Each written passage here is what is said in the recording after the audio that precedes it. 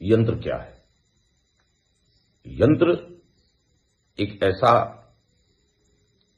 सामान्य भाषा में समझा जाए तो एक ऐसा सर्किट है, जैसा आपने देखा होगा एक इलेक्ट्रॉनिक सामग्री जब हम खरीदते हैं तो वह एक सर्किट होता है उसमें, और वो सर्किट में जो कुछ एक डिजाइन बनी होती है।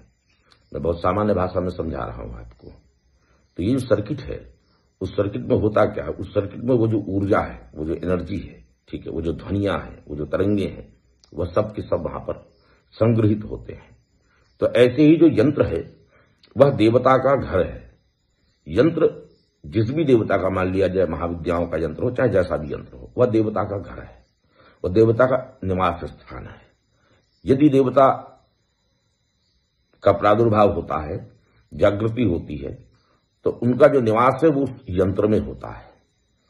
और यंत्र ही एकमात्र सर्वश्रेष्ठ साधन है देव शक्तियों से संपर्क करने का। और श्रेष्ठतम यंत्र कहा गया है यज्ञ कुंड को, आहुति कुंड को, जिसमें आहुतियां होती हैं, जिसमें मंत्रात्मक तंत्रात्मक आहुतियां होती, सर्वश्रेष्ठ यंत्र कहा गया है। और एक अर्थ और भी है यंत्र का, वह है कि ऐसा पात्र, एक ऐसा पात्र जो मंत्र और तंत्र को अपने में समाहित कर ले, वह भी यंत्र है। तो यंत्र की बहुत सरल परिभाषा यही है कि एक ऐसा पात्र है वह जो मंत्र और तंत्र को अपने में समाहित कर सके, वह भी यंत्र है। यंत्र वह भी है जहां देवता निवास कर सके। और सामान्य भाषा में देखें तो जैसा कि हमने बताया कि एक सर्किट है जिसके अंदर ऊर्जा को संग्रहित होने का अवसर मिलता है, और वह सर्किट में जब वो ऊर्जा संग्रहित होती है, वह देव शक्ति की ऊर्जा जब संग्रहित होती है, तो वह ऊर्जा फिर आपके जीवन में कल्याण करती है। वस्तुतः स्थापना यंत्रों की होनी चाहिए, मूर्तियों की नहीं होनी चाहिए। मूर्तियां केवल ध्यान का केंद्र है। मूर्ति का अर्थ ध्यान, मूर्ति का अर्थ प्रतीक, प्रतीक का अर्थ ध्यान के लिए, जिसपे एकाग्रता बनाई जा सके।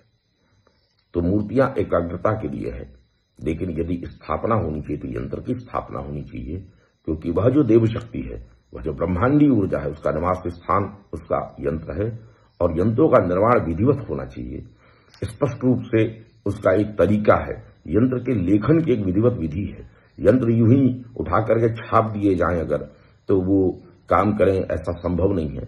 और यंत्र को विधिवत निर्माण होना चाहिए, चाहे ताम्रपत्र पे हो। और यदि वह यंत्र छपे छपाए भी हैं तो उसको किसी सिद्ध पुरुष द्वारा, जिसको सिद्धियां हो, जिसके पास उन मंत्रों की सिद्धि हो, उस तंत्र की सिद्धि हो, वह उस यंत्र को जागृत कर सकता है। तो बिना प्राण प्रतिष्ठा किए, बिना जागृत किए यंत्र भी काम नहीं करते हैं। इसीलिए आपने देखा होगा बाजार में हजारों प्रकार के यंत्र प्राप्त हैं, लेकिन उन यंत्रों का कोई प्रभाव नहीं है आपके जीवन में।